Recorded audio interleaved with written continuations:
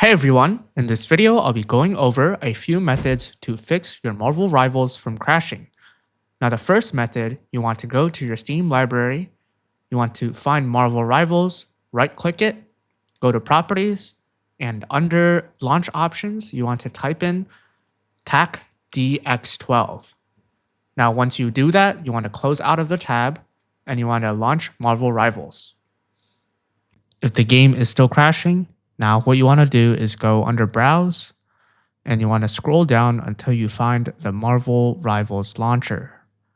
And right click it, click on Properties, and then under Compatibility, you want to check the Run this program in compatibility mode for Windows 8.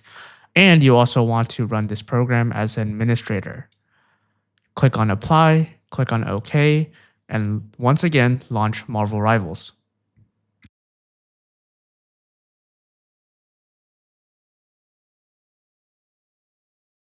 You want to click on Verify Integrity of Game Files. Once that's finished loading, simply open up the Marvel Rivals application again, and it should be fixed.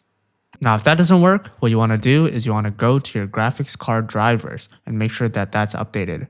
So for NVIDIA users, what you can do is open the NVIDIA app, go under drivers, and make sure to click on update if you have an update available.